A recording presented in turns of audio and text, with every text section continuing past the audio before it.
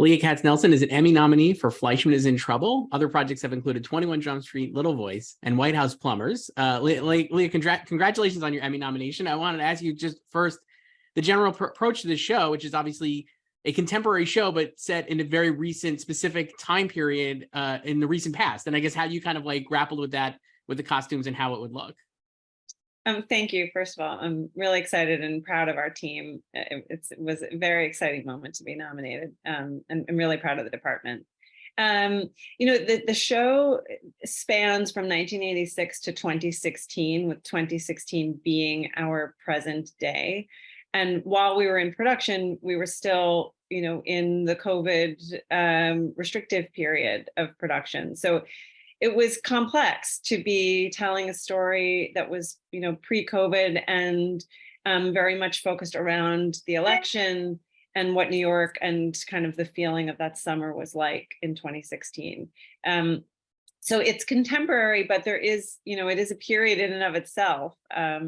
So we really did spend a lot of energy taking time to carefully extract the fashion trends and key clothing shapes and silhouettes that would be particular and specific to 2016, one of which was, the workout wear that the women wear at the 92nd Street Y, and it's kind of woven throughout the story, but a lot of that kind of leisure wear becoming more present in everyday attire was something we kind of infiltrated.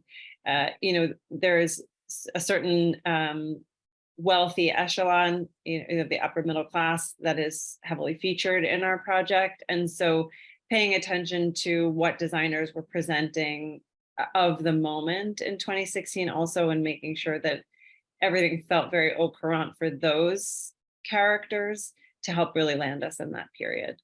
Yeah, it's a great job. I wanted to ask you, obviously you're not nominated for Me Time, which is a fantastic episode, really focused on Claire Danes as Rachel. And I first, like when we first meet her, obviously, and she's at like a low point, certainly in her life, I guess. How did you kind of, think about how she should look there, and like how that distress she should look in her clothes? And then, yeah, like I'd love to start there. And then I have a couple other questions about just her whole, it's a great episode, and it's an incredible transformation, I guess, for Claire. But I guess starting there, what were your thoughts?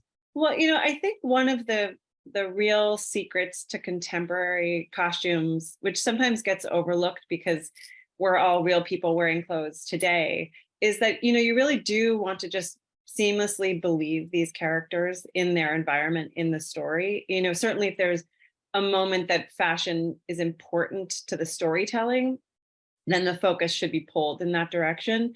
But it was really important that we told a very authentic, realistic version of what a woman in the postpartum period would resemble. I'm the mother of two. I'm also a birth doula. I've spent a lot of time in that universe, and it was important for us to really keep it grounded.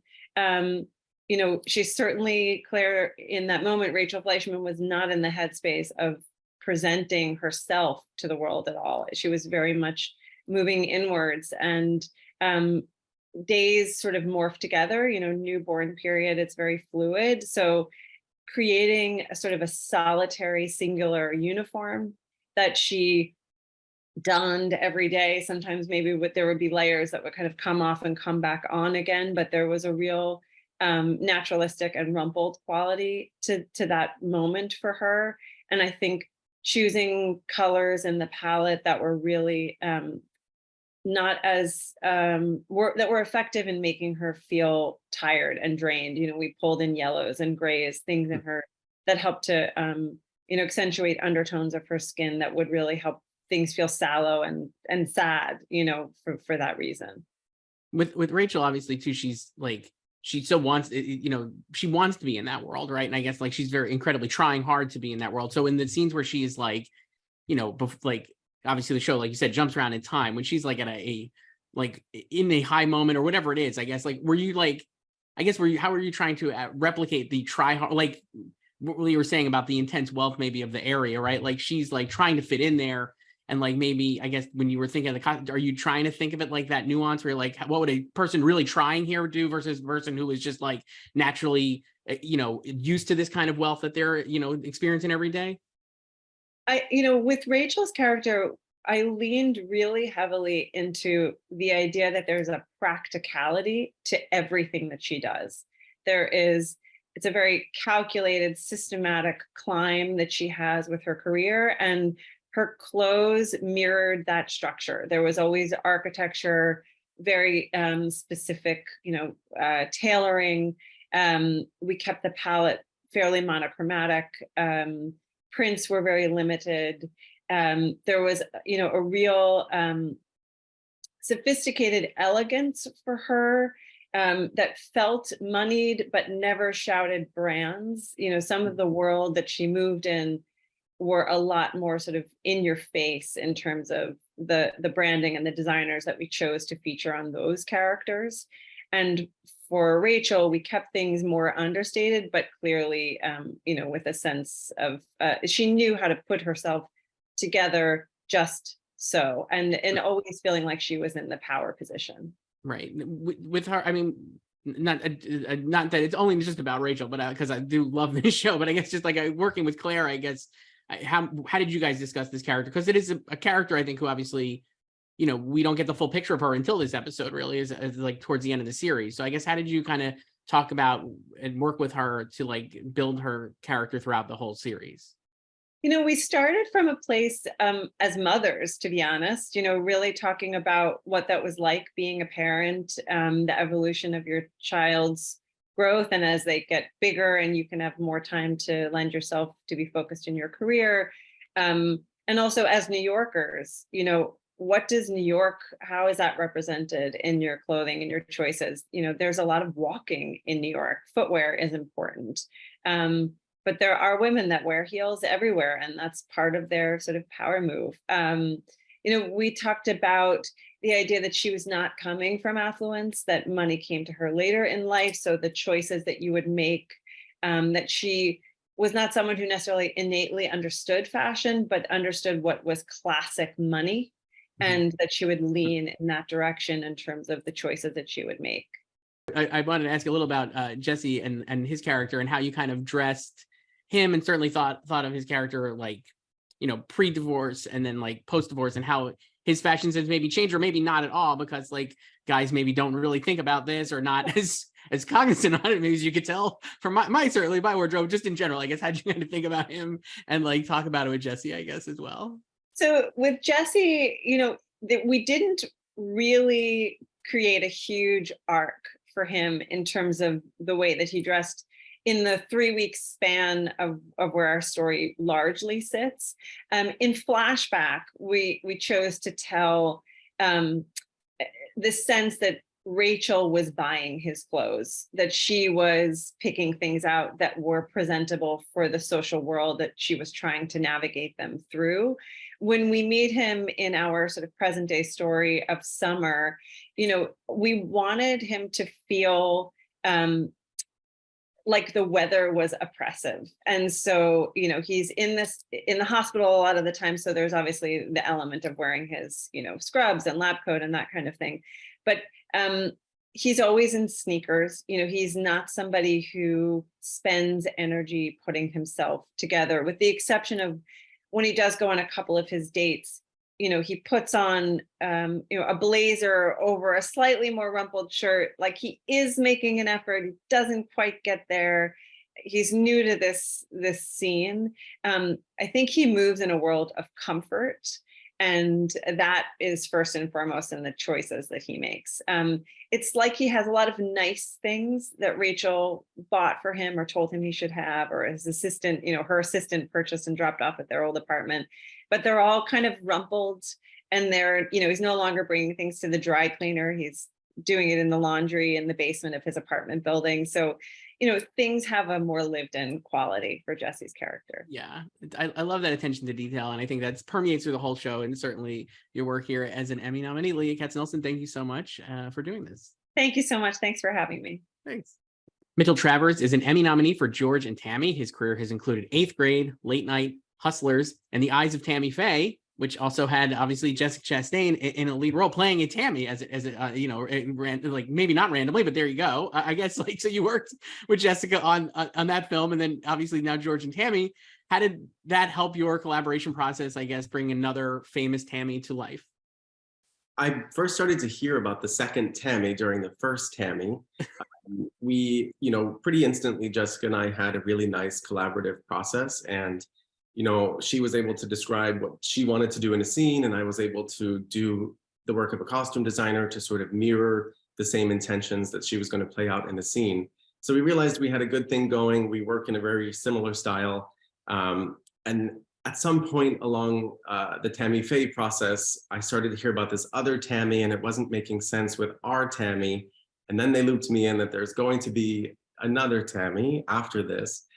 So it was really nice to have some early conversations while we were filming Tammy Faye about Tammy Wynette. So yeah, we definitely got started a bit earlier than I think you get to on some projects, which is a huge, huge help to us. When you have like this project where there's obviously these two incredibly famous singers, I think very well known for their fashion sense, certainly, or their looks, I guess, like, where do you start in terms of research? And then kind of how do you balance recreation of classic maybe looks that fans or people who know them are familiar with like your own original kind of take on how their clothes could look? I had a huge like light bulb moment at one point poring over research where I realized that the idea of country Western style that we have now is sort of a caricature of what these people helped create, because they were the mood board. They were the originators of country Western style. So it's not, it wasn't about making something look country. It was about making something look authentic to the people who created the look of country. So it was about realizing at what point does fringe get too long? Does the nudie suit become too rhinestoned? Is the cowboy hat too much? It became about finding that line about the early origins of the elements of this style and keeping it honest, and not any sort of parody or exaggeration of their style. Are you doing a lot of like, are you going to find like, are you constantly looking for like vintage stuff that you could do? Or are you building like original like costumes like based on, like you said, like research and stuff you're picking up from like, like looking back at the era and that stuff? I found of course, as costume designers on any period series, you're going to rely on the rental houses that serve our industry. But I prefer, when I can, to find these gems out in the wild, because I feel like they're less curated, they're more eccentric, they're a little bit more real than some of the curated aisles that we all utilize for our work. So I set out in the beginning, I had my assistant come with me, and we did a road trip throughout the American South that we stopped in just about every state, in some of the most insane, estate sales, thrift stores, vintage collectors, and we just started to slowly put together the look of this show. And along that path, I realized that so much of the time when we look at the 60s or the 70s, we have this force-fed idea of what the color palette for 10 years is, which of course isn't true. So it was really fun to pick out like what does 1968 really look like versus what we think it does, or what do the early 70s look like as opposed to the late 70s. And so finding these clothes from real people helped inform the color palette in a hugely, for me, it was a jumping point, like teals and reds and banana yellows and browns and all these color combinations that to a modern eye feel a bit jarring because they don't look like the 70s, but they truly were. And for me, it was really exciting to get to put the clothes together in that way.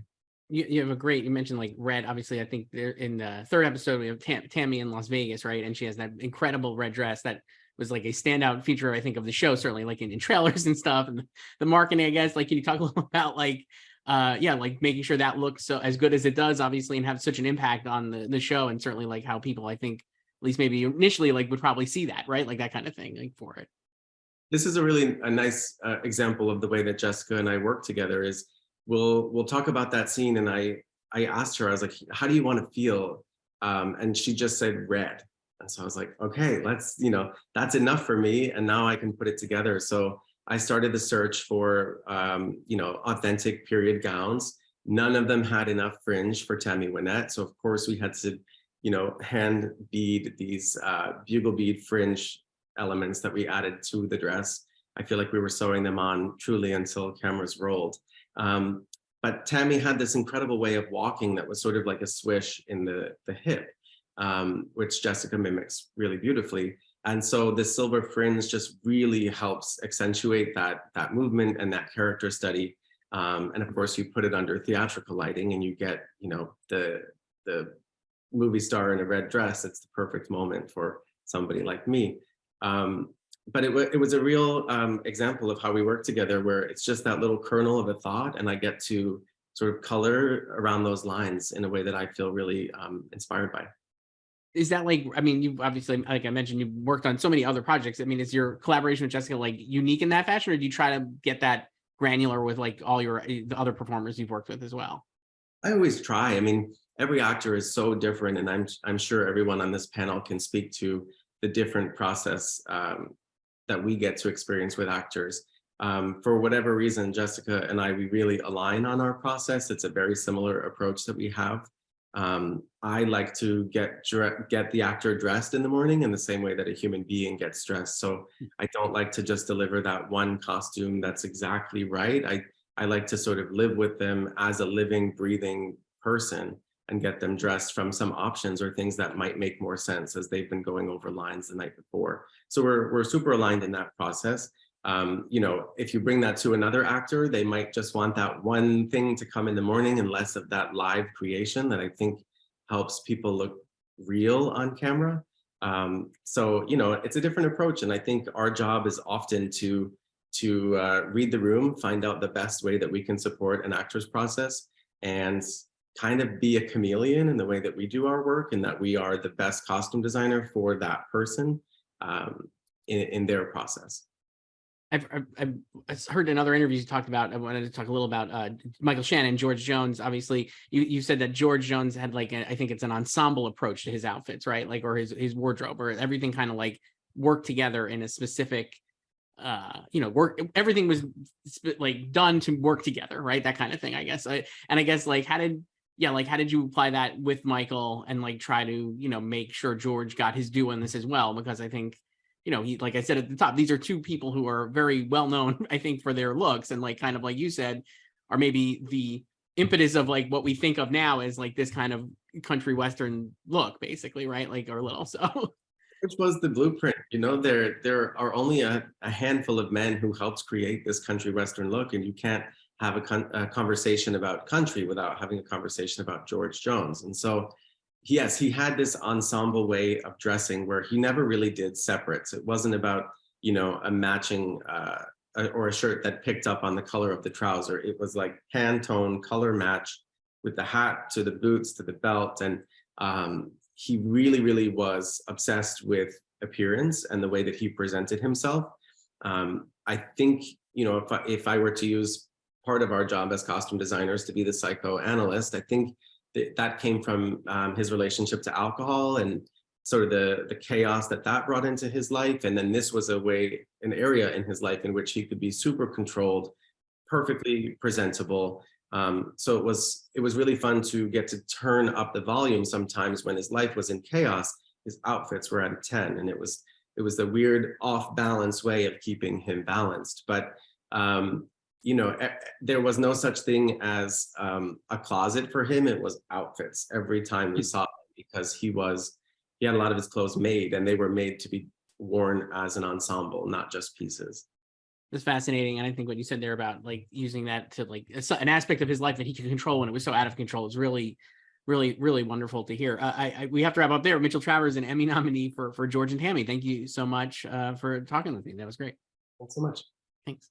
Sharon Long has her second Emmy nomination for The Great after a win for the show last year. Other projects have included Metropolis, The Silent Storm, Calm with Horses, and County Lines. Sharon, congratulations on your nomination. You're coming into season 3 after the great success of the first 2 seasons, and obviously season 2 as well. You won an Emmy for it. I guess, how did you think about your approach to the show with regard to maybe balancing with what worked before with also trying new stuff, I would hope, right? Or imagine.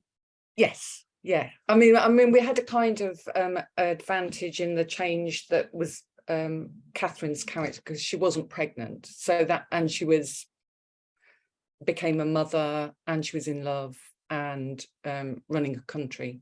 So there was kind of already a sort of inbuilt change there, which is I think is really helpful. I mean, the way that the program works is that you get sort of 2 scripts at a time as a block, so you can't kind of project the whole 10 episodes. You can only sort of start working on the 2 that you have, which you know, at the very beginning she's kind of, you know, because she's in love, there's a sort of I felt that we could introduce a lot more pattern and warmth, and she's a little bit more kind of decorative, really. And all the characters had to sort of still maintain their characters, really. So, you know, aside from new people coming in, we're just going, I'm taking the costumes on a journey with the characters as the scripts come in, and we find out what's going to happen. Do you try to, like, when, like you're saying, like when you're doing stuff like you're like with Catherine, and like able to maybe use different patterns or different stuff than you were previously, and certainly, like you said, like not being pregnant again, it certainly gives you more options, I would imagine, right, for season 3. Then do you also do you have to like match, or do you kind of like have the surrounding people complement her out, like wardrobe, or you kind of like don't think about that at all? I think about them all being in the set at the same time. I do think about the juxtaposition of the costumes, because I think sometimes certain colours don't really work together very well, and are a bit jarring on the eye, unless you want them to jar. You know, it all depends on what's happening in the scene and the friction. I mean, obviously, because it's a very organic show, and things are being written all the time. Occasionally there's times where I'm not in control of the characters have been brought into a scene that weren't going to be in the scene, and so it sort of changes the palette slightly. But at all times I'm thinking of all the characters at the same time, and where they kind of cross each other's paths. Yeah.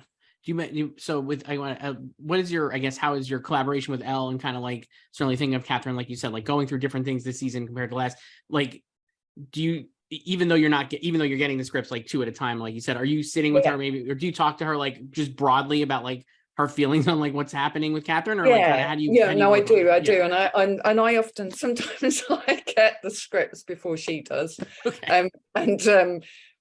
which means I kind of have a sort of, if I'm fitting something that she knows about and we're discussing that, and then I'll bring in fabrics without being able to tell her what they're for, to see if she likes them. So at least I know whether I've got a chance of sort of, because the lead time for a dress is, you know, at least a week. You can't make one in less than a week. And obviously, because the work rooms are working on different things at the same time, it's more like a 2-week sort of process from beginning to end, as the dress passes through different hands and different processes. And the same with the menswear.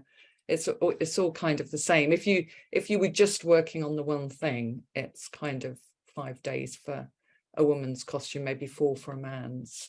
So if I can sort of have a conversation about fabrics and whether they're liked is the very, very first thing that we do, so that then those fabrics are sort of put on one side, and come into play later on when they feel appropriate for the script that's come in. And then in Elle's case, and all the other actors, actually, we have a kind of conversation about what's happening and what they feel about it and what that might mean to the character. I mean, I think when you've got period, because obviously contemporary, it's much easier to change things. With period costume, you've got a set of structures that have got to stay in place, otherwise you're out of the period. So you can only change things so far, you know. It's sometimes it's quite small. It's whether the skirts get bigger or smaller, or they're more decorative, or the necklines go higher or lower. If with the men, it's sometimes how they wear their clothes and not what they're wearing or what we've made for them. It's whether they've got completely dressed, or it's just going to be a shirt and breeches. And you know, there's lots of conversations like that. I think with Gwilym and Nick, it was often a kind of how they were whether they're going to wear the jacket. If they got the wig on, then they usually were completely fully dressed with a, their sort of neckties, and everything was perfect. If the wig comes off, then it's much freer. And what do you take away, and what are they going to do in that day, and how do you ever get the jacket back on them, or the waistcoat or whatever? Yeah, it's a sort of it's like they've got mini wardrobes, really. Right. Yeah, it's amazing. Do you have, like, for this season, was there a outfit either for Catherine or for Nick that you were like, I don't know, that was incredibly complex or complicated? You were like, oh, I'm very glad that we were able to pull this off, and like it kind of, all the work we put into it was worth it, I guess. I think there's a few. I'm sure there are. No, I think there's a few. There was there's a kind of big sort of meeting of the peoples of Russia, the Nakaz, where Catherine the Great is sort of trying to lay down some kind of new rules and laws, not always successfully, but there was a fabric designed for the dress that she wears for that, which is a sort of riff really on a French toile de jouer, and the pattern was designed with all sorts of little elements of the Great and a kind of little Russian vignettes all over it. So that was kind of the work, and it was printed sort of, I think, with 10 days to spare, because the whole process of printing it was really complicated. Believe it or not, the red ink was bleeding. The kind of the makers couldn't make it if it wasn't doing the right things if it wasn't in silk, and it's much easier we were digitally printing. It's much easier to do that in synthetics, but it wouldn't work, and the dress wasn't working. So that was a bit of a nail biting moment.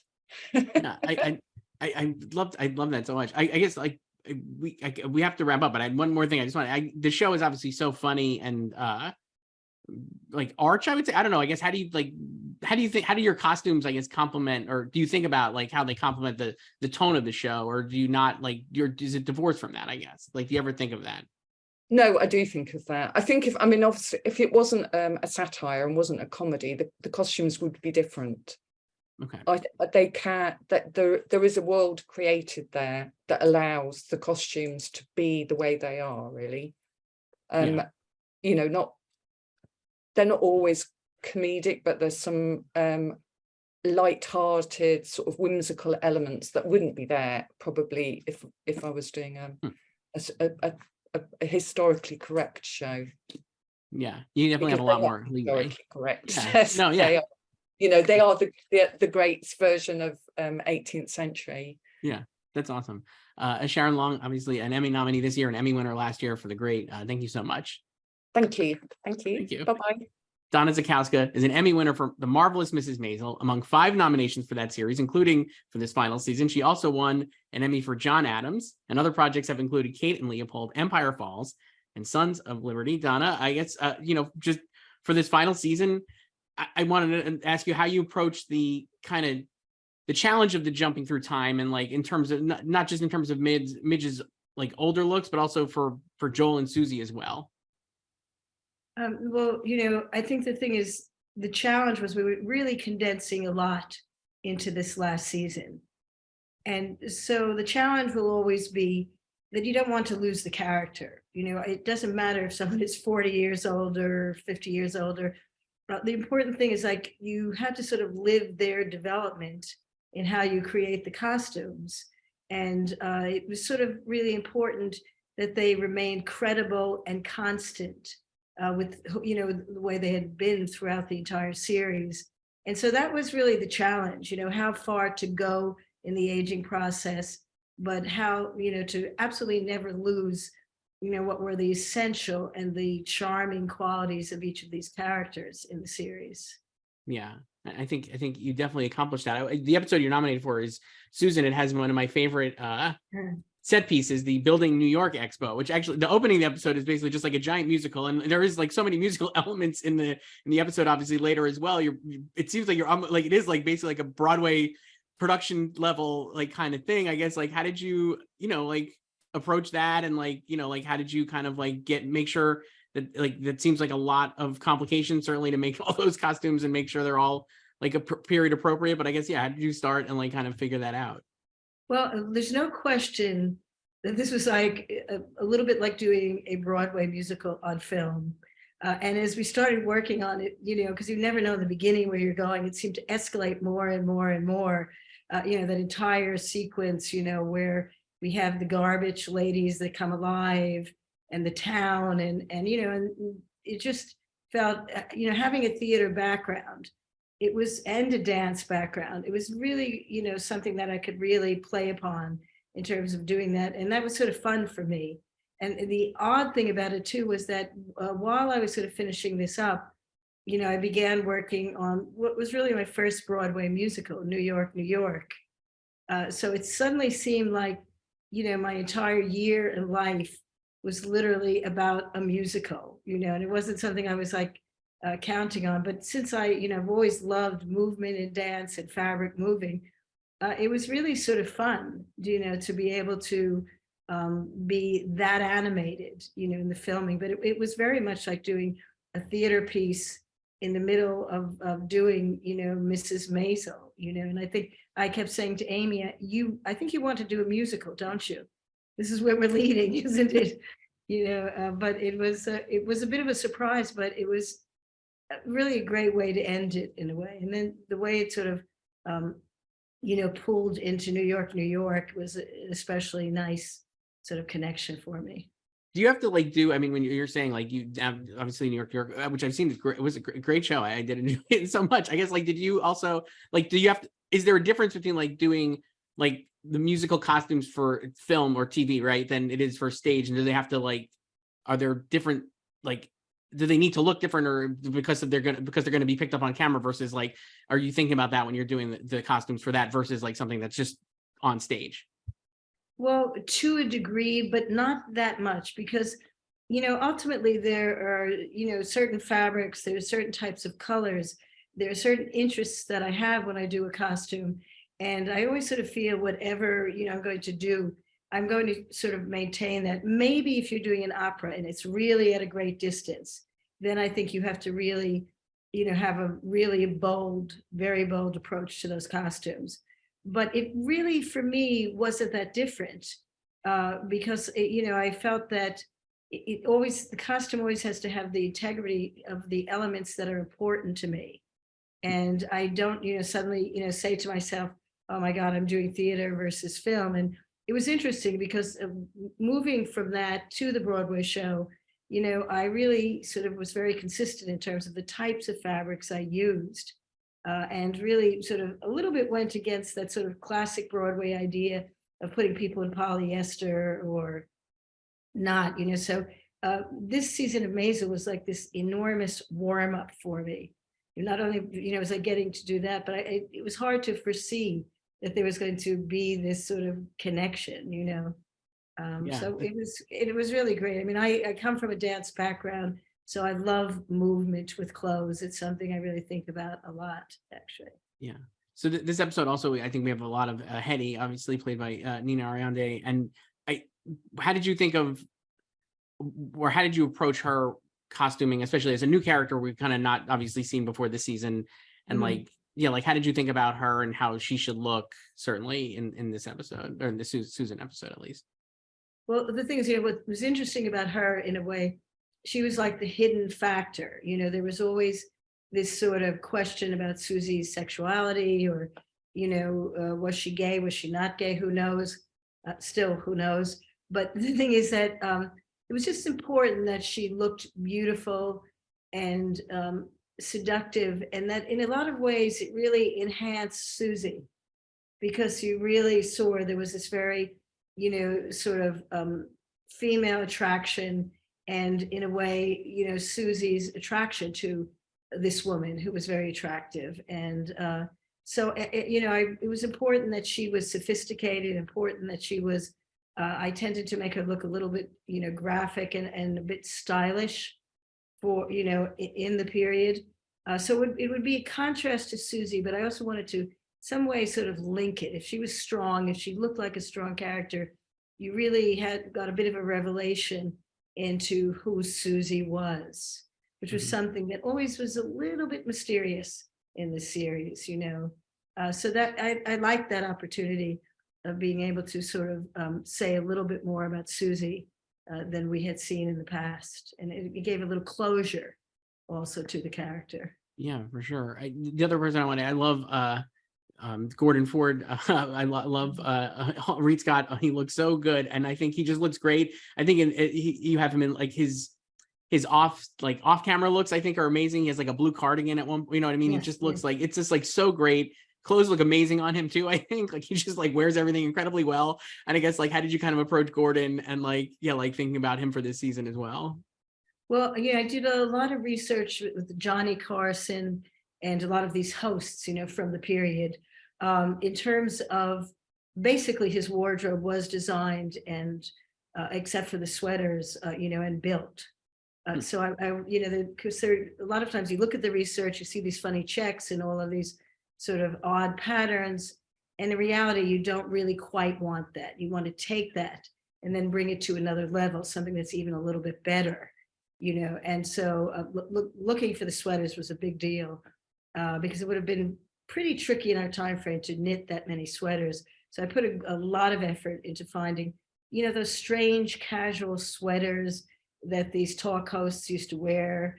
And, they were actually like sort of in a lot of ways very fashionable and graphic and sort of stylish by modern standards. But it was sort of important for me to try to find those. And that took a lot of effort. So it was really that's where I did use some vintage elements, which I don't tend to use as much. And then, combining it with the palette of the clothing and the suits that I built for him. And he is really incredibly elegant, I must say. And he's someone who just makes it work. I mean, you put it on him and there he is. He just, he was really a natural for that character, I have to say. He looks like he was just walked out of the era. You know what I mean? Like he really does. Yeah, it's true. I loved looking at him every day. I just, like he was so that character. It was fantastic. Yeah. Really amazing. We have to wrap up there, but Donna Zakowska, an Emmy winner for Mrs. Maisel, a nominee again this year. Thank you so much. Great. Thanks a lot. And thank you for having me here. Dominique Dawson, an Emmy nominee for Swarm. Her career has included In the Cut, Grown Folks, Colin in Black and White, and DMZ, among other projects. Dominique, congratulations on your Emmy nomination. I wanted to ask you guys just to start, like, how did you use costumes, I guess, to track Dre's evolution, as a character throughout the show and like what we kind of see happen with her and stuff. But how did you start with that using the costumes? Yeah, well, starting off, she definitely is just using the means that she has to, dress herself. It's strictly, just survival. She steals clothes from her sister. It's all about just comfort. It's really not about self-expression initially. And as she loses her sister and she kind of begins to evolve into this other version of herself, she gets to have access to more because now she's stealing, she's making money, she's stripping, she's doing all these different things. So that really opened the floodgates for us to be able to play with, vintage pieces, designer pieces, like anything was up for grabs for her. And so we wanted to take that tomboy style and really kind of, let it play out and evolve into that designer space. But I think what's interesting is as she goes from, location to location, so New Orleans, Atlanta, Houston, she makes it up to Seattle, like she's all over the map. And she's really influenced by those environments. And so you really get to see her, just playing with her identity, trying things on and seeing, is this me? Does this feel right? And she's never had this freedom before to kind of self-express in this way. So we had a lot of fun with that. And she does at the peak of it, she does super heightened femininity with the stripper stuff, but then she, you know, eventually goes in to find her true identity, you know, really as a man, you know, and as this Tony identity. So yeah. You mentioned the stripper stuff and the exotic and her being an exotic dancer. I guess like I think that's an episode. We first see her that I believe in episode 2, right? Which is Honey. When we first see her, I guess, how did you want that to look versus like when we see her later in the episode, while she's probably been dancing a little longer, you know what I mean? Or like kind of like as time has passed, like how did you want her initial impression to look for starters, I guess?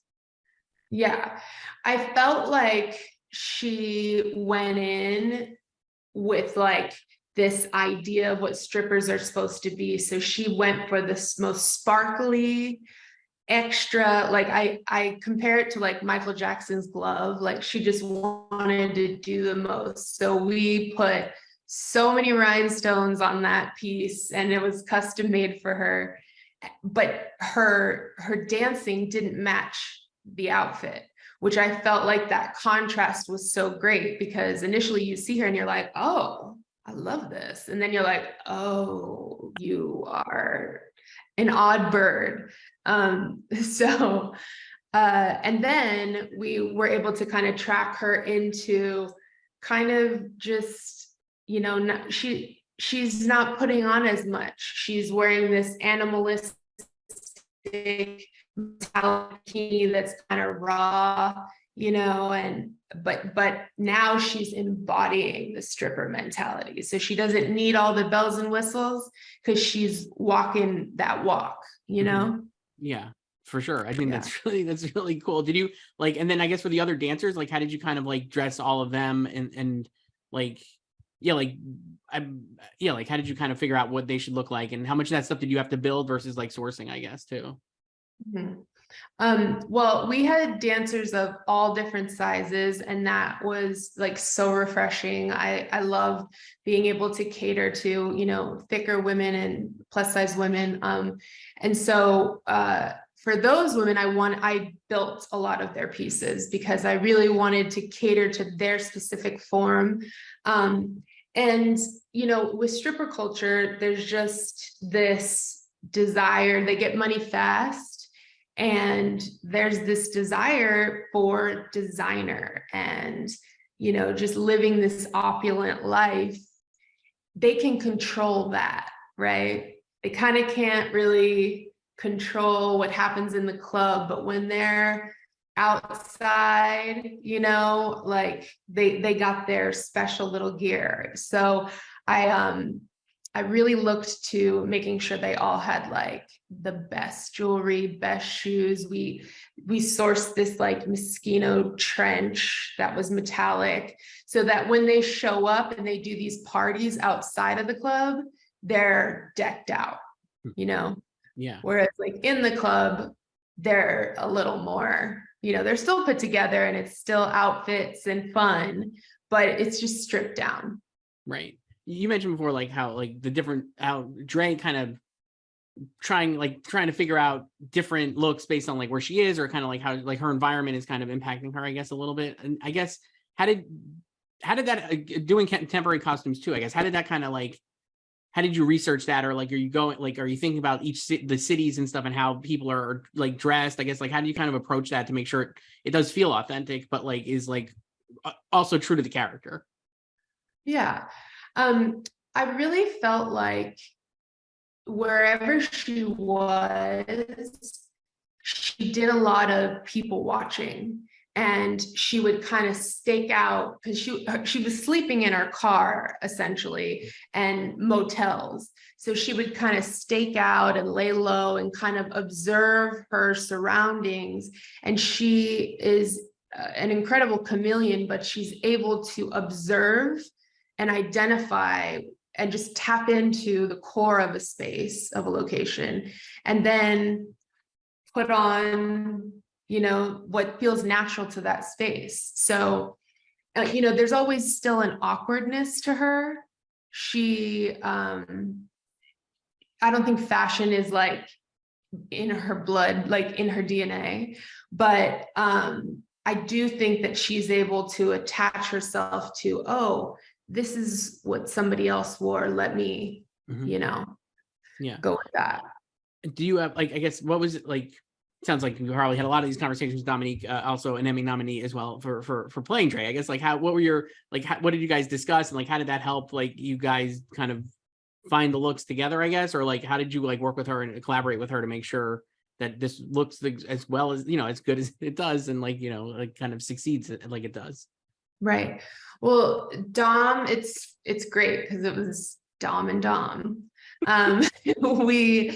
We just clicked, and she is so invested in the psychology of her character, and she's very open and articulate and able to, you know, really explain her way of digesting the script, her perspective, right? And so a lot of the discussions that we had were really, you know, what's her inner monologue at this certain moment, you know? And even though some things might be logical, like a lot of times, if you're going to go rob somebody's house or kill somebody, you might go kind of like, you know, black or incognito.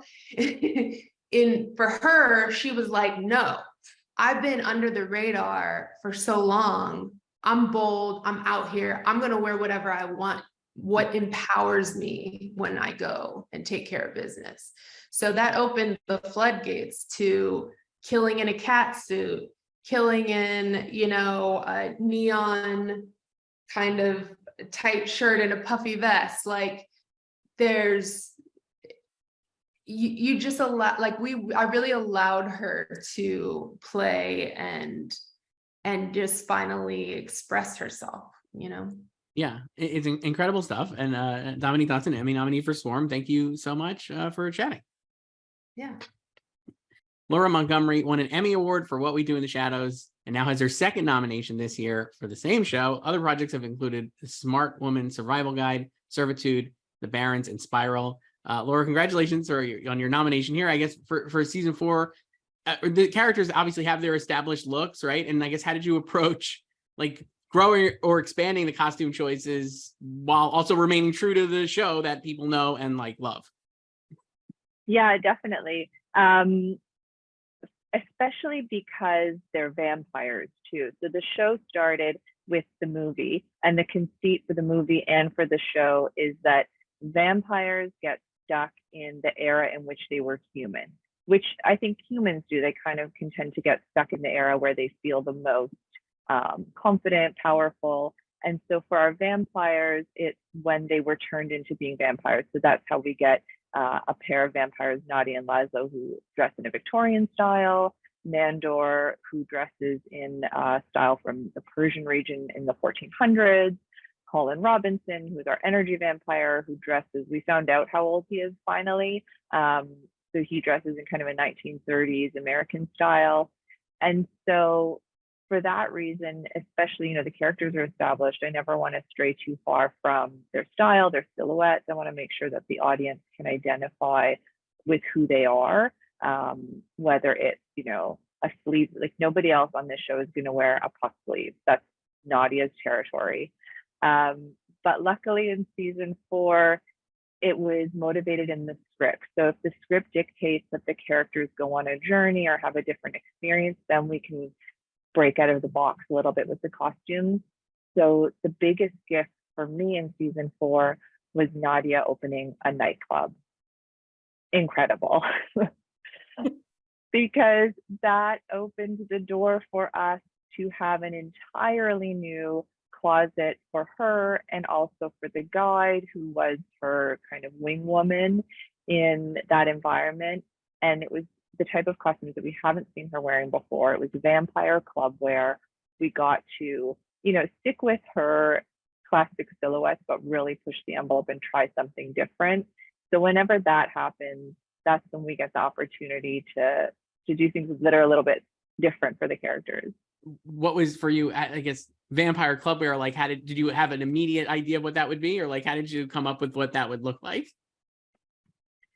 It's There are a lot of references. I think most vampire movies have a vampire nightclub scene. I guess vampires really like to go clubbing.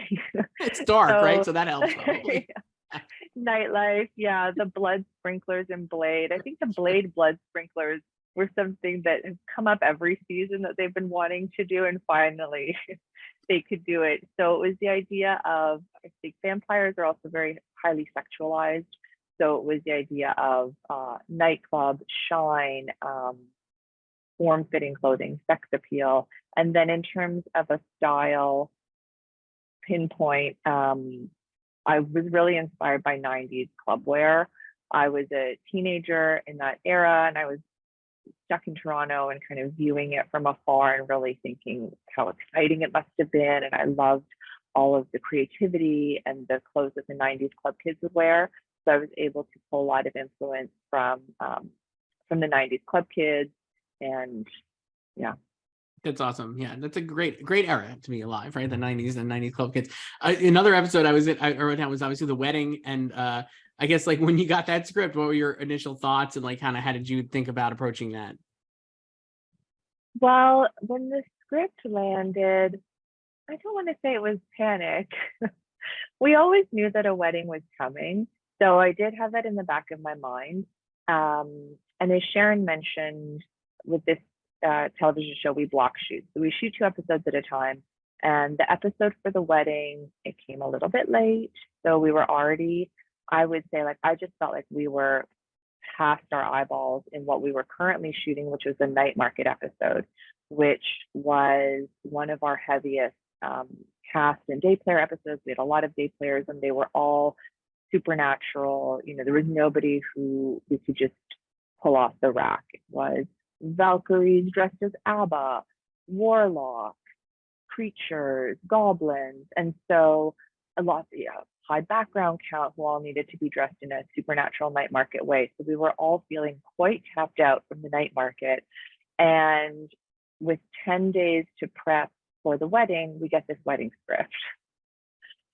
And so the wedding was one thing. It was, okay, great, we're going to do a wedding. But within the first 10 pages, there was a makeover montage, which was very costume heavy. It was a lot of, I'm really lucky that the writers and the showrunners write a lot of costume comedy bits. So there's a lot for us to do always. But the costume makeover montage had the person getting a makeover is a character who wears a lot of prosthetics. It's Doug Jones as the Baron. He has a very unusual body. He has no legs. He's a charred torso with one arm fused to his body. And they had written things, a mini sailor suit. He is in the basket of a bicycle and Nadia is riding the bicycle. So it was just reading it, I was like, build, build, build, build, build, build, build, plus the wedding, build, build, build, build, build. We have 10 days, so it was really a matter of triaging. We got the script, we kind of had a quick meeting. I went straight upstairs to our producers and I was like, hey, this script is amazing. It's very funny. I'm really excited. We've got a lot of work to do and we will need to start a second assistant costume designer, another buyer. All of these people need to start right this instant. And then meeting with the cutter and the team about, okay, what patterns do we have that we could repurpose for some of these montage bits so we're not making Nadia 10 new costumes. Maybe we are trying to reuse some pattern blocks that we already have that we know work for her. Not that we ever want to cut corners, but knowing that Nandor needed, he was a groomzilla, so he needed a very embellished and ostentatious wedding costume. So we put a lot of resources into hand beating his costume, like a mantelpiece for him. And so then it was, where can we, that means maybe the Baron has to have some hot fix crystals because we don't have time to hand beat for him. So it was really a matter of kind of coming up with the ideas very quickly, just kind of putting my head down and trying to sketch out as many creative ideas as I could. What's a new shape that Nandor has never worn before that will feel special for his wedding? And then just the triage of how do we do this in 10 days with the small team that we have. And the team pulled it off. They're incredible. Yeah, I was gonna say, like, obviously it worked really well. So it's incredible to hear you say it. I guess, like, when you get through that, are you like, oh yeah, hell yeah, this was great? Like, is that, like, I guess or even more, you obviously, like I said, you won an Emmy last season. We're into the 5th season now. Is that still, like, would you say that episode, or that is like a high point for you on the show, to having actually pulled that off so successfully? I think definitely. And it wasn't until the end of the season, when we were packing up, that we came up for air, and my incredible cutter, Carla Mangiardi, was cataloging the patterns. And as an exercise, they made a count of how many costumes we had built. And we kind of marveled. I don't remember. It was in the hundreds. And we all marveled at how this team of 1 cutter and 3 sewers was able to pump out hundreds of original costumes, and all of, hundreds of original designs. And that was, finally in our wrap, we thought, okay, let's pat ourselves on the back, because this was amazing, guys. Yeah, it's really remarkable. And you might have already mentioned, I guess, but I was thinking too, like, I guess, like, beyond this, what we're talking about, is there like a challenge to having it be a mockumentary show, let's say, or like, is there something that for costumes for that specific format that is, like, maybe people don't even realize would be a challenge, I guess, that is? Definitely. So there's a huge benefit to the show, and there is a challenge. The benefit is that although it's a period show, it's not a period show, because it's a mockumentary. It's set in 2023. It's a contemporary show. So although I can dress the characters in period clothing, I'm not stuck in any specific, I don't have to adhere to the rigors of the period. I don't have to put Nadia in a corset. I can play around a little bit, because maybe she picked up an 80s Versace piece and she's still wearing it. So there's a lot of freedom to that. One of the challenges, I would say, and where I had to learn to push myself with color and shine, is that the lighting is very different. Because we shoot it as a mockumentary style, we have to pretend that the documentary team are using what would be the existing lighting in the space, which in their mansion in particular is a lot of candlelight. And there are a lot of opportunities, I think, when the DP would love to do a beautiful lighting setup, but then they have to rein themselves in, because they have to say, no, like, this is a found, they're just walking into the location as it is, and they haven't put up a big lighting grid in this mansion because it's a documentary. So what I found is that everything was reading quite dark. So I just had to learn to kind of push the colors a bit more. A green that looks like a pale peacock in person is going to read as almost black once it gets onto the screen. So just learning how to shift the palette so that when it appears on people's screens, we can see the texture, we can see the color, we can see some shine. So that was the challenge, I think, with that format. Yeah, for sure. We have to wrap it here, but Laura Montgomery, it's been great hearing you chat about What We Do in the Shadows, an Emmy nominee this year, and obviously a winner last year. Congratulations, and thank you so much. Thank you. Leah Katznelson, an Emmy nominee for Fleishman Is in Trouble. Mitchell Travers, an Emmy nominee for George and Tammy. Sharon Long, an Emmy nominee for The Great. Donna Zakowska, an Emmy nominee for The Marvelous Mrs. Maisel. Dominique Dawson, an Emmy nominee for Swarm. And Laura Montgomery, an Emmy nominee for What We Do in the Shadows. All incredible costume designers.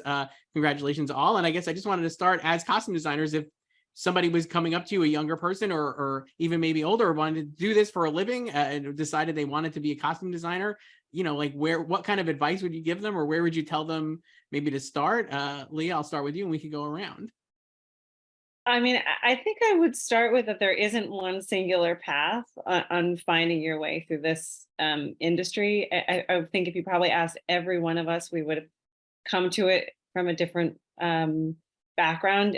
My degree is in architecture, so I certainly apply a lot of the same concepts of materiality and color and scale and texture and things that I would if I were designing interiors or a building, but on a smaller, human scale. So I think I would probably say, like, bring what your interests are, don't shy away from it because it might not be what you studied. I think if you have an interest in art, literature, history, language, anthropology, sociology, any of those fields, you can, we draw on those resources all of the time when developing characters. So bring everything in and jump in, and it's not too late to start. That's great. Mitchell, what would you say? I would definitely, it should come with a warning label because it is, it's a career, not a job. I think it's something that you have to constantly work at and continue your education throughout your life so that you're ready for different periods, different subject matters, different body types, different brands. So I just think you have to be ready to do it all the time. It's not something that you can turn off. I think that's great. Yeah, I love that it's a career, not a job. I think that's really cool. I think that applies to a lot of really great careers, probably, right? Sharon, how about you? What would you? I'd agree with both of them, actually. Yes, it isn't. It is a career, not a job. And I do think that a love of people and the way they wear their clothes and why they wear the clothes the way they do is really important. I think looking all the time is important, and not just being kind of quite closed in or just say historical, or it's a huge world, I think. And yeah, for sure. No, yeah, I think that's great. Yeah, Donna, what would you say? Well, I think I would say you have to love clothes. You have to love costumes to begin with. I think you have to want to be a storyteller, because I think that's what we do. We are storytellers with clothes. And, the first thing to do is to really be an assistant. I mean, you really have to assist. You have to learn and objectively see what this profession is about, because it's a pretty big commitment and it's pretty difficult and it does take a lot of work. So I think it really is about your heart and loving it. And, as I say, being interested in life and stories and people, and knowing that you can be a storyteller, also, and, and just enthusiastic about it, really, no matter how hard.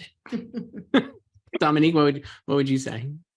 Yeah, I would say, just to piggyback off of, there's not always one track, but I think the importance of wanting to connect with people and better understand, the human condition is really, really key. Having the patience to listen and observe people. I love going like traveling, but even just within my own city, just going to neighborhoods that I'm not so familiar with and just sitting down and watching, because you can get so much inspiration from just somebody walking down the street. But, at the end of the day, like, you're so intimate with the talent. And so it's you and them, and it's really about like, how can you service them? And I try to come at it from a service place, but yeah, like, how can we better connect? I would say, like, how can you better connect with people and really like be honest and authentic in that connection? Yeah. And Laura, last but not least, what would you say? Yeah, I definitely agree with what everyone has said. Leah, my degree is in French literature, and people often ask, like, do you use that? And to a certain degree, like, yes, it informs my research practices and my curiosity.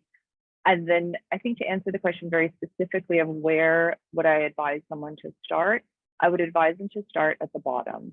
I think that it's important to try to you don't even have to do them well, but do every job within the costume department, because sometimes along the way you might find, oh, I'm actually more interested in being a textile artist, but working on set, working as a buyer, working as a sewer, because then once you get into the design position, I'm not a great sewer, but I know what I'm asking for when I'm asking the cutter to make a dress that, I'm thinking about, how do you get into this dress, or where can the zipper go, or thinking about construction. If a buyer has had experience working on set, they know they're never going to bring back a scarf that has a pattern that will be impossible to keep good continuity on. And just knowing all of the aspects, because you're going to be directing this team and they're representing you. So I think it's important as a respect for what they do, and it makes you better to know, like, have a basic understanding of what everyone's job on your team is. Yeah.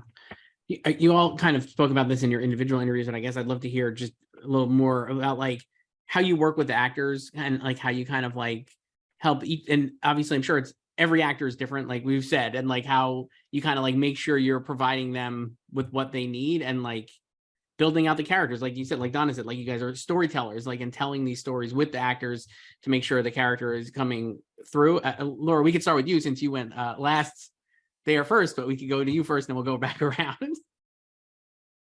That's such an important part of the job for me is collaboration with the actors, because as much as I'm thinking about the character and the story, and I might have had conversations with the writers, the actor is also doing their own work and thinking about, and I think it can be a really fruitful conversation about the backstory, because it's always, when you're telling a story and you're creating a character, it's the choices of the clothing. Where do the clothes come from?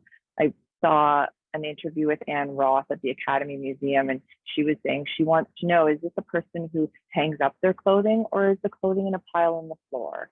And so I think it helps to inform. Obviously, there are the specifics about their bodies and what they're comfortable with, but really you're building the character together. And I think for the actor to be able to feel like they can embody this character in an authentic way, then it's a collaboration and you make it together.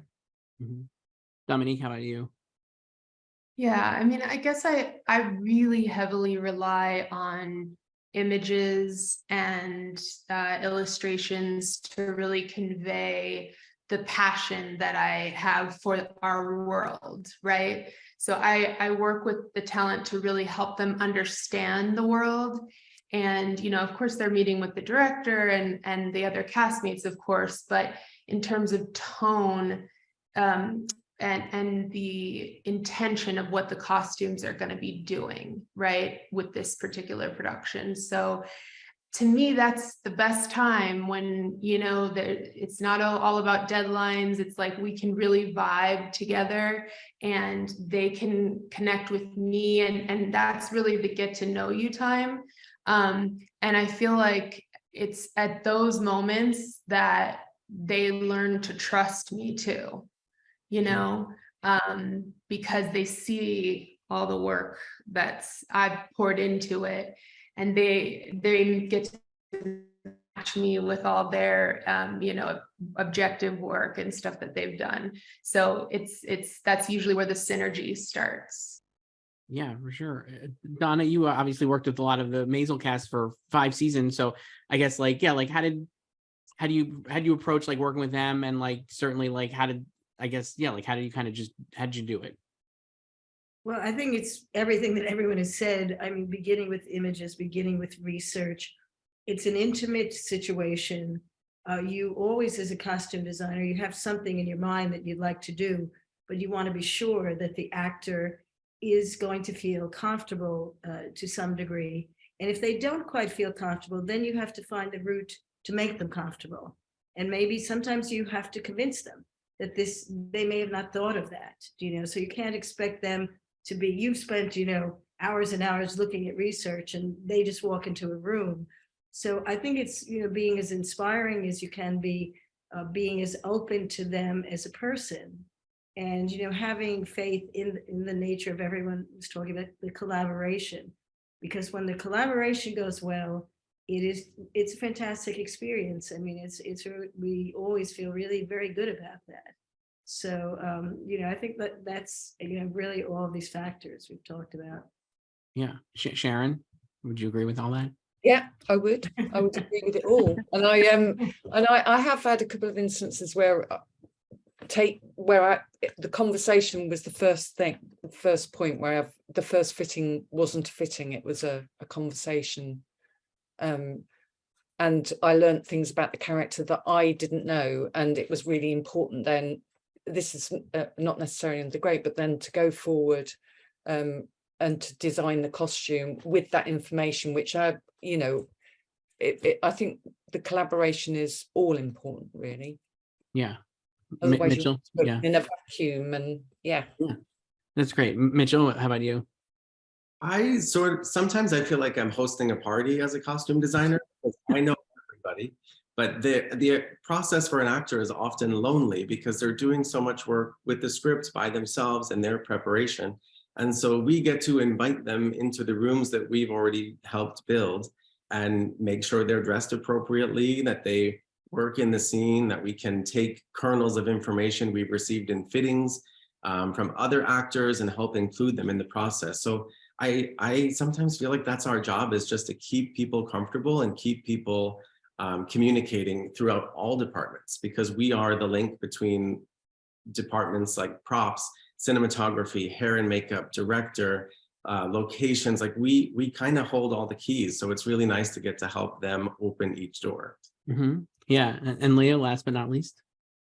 I mean, I agree that everything everyone said thus far, but you know, often we as the costume design team are the first representatives of production that a lot of the cast meet in person. You know, they may have had conversations with the directors or with the writer, but their first sort of real entry point into becoming that character is often in our fitting room or in those phone calls and our conversations. So, you know, respecting the vulnerability that is in that space of knowing, you know, they're coming in, they're taking their clothes off in front of someone they've just met 5 minutes earlier and becoming somebody else is a big transformation. And so I think having real respect for that transition for them as well during that collaboration is really imperative.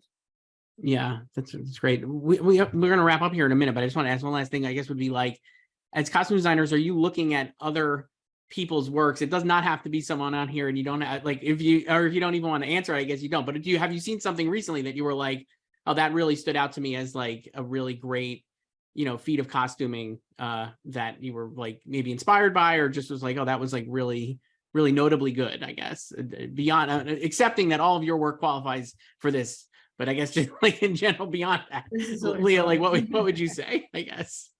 All the time, I'd say. Yeah. All the time. I mean, it's great. yeah, Dominique mentioned, you know, like you're always looking, you know, you're always sort of, I'm such a nosy person. So I feel like as a costume designer, it gives me room to stare and to pay attention, you know, to the details. So I think, you know, watching everybody, you know, there's such a diverse range of work that can be inspiring, whether it's a choice of a color palette that's really significant, like in Her or something like that, where it's so specific and important to the storytelling, to, I don't know, Transparent, you know, like watching, you know, Catherine Hahn as a character playing the rabbi and feeling like, I believe this woman exists in my universe and I know that lady, you know. So I think there's so many opportunities for there to be interesting moments for inspiration. And I'm in awe of everybody's work here. I mean, it's so lovely to hear everybody talk, but you hear your own stories within whatever and saying, you're like, oh, this is a real community. It's one I'm proud to be a part of.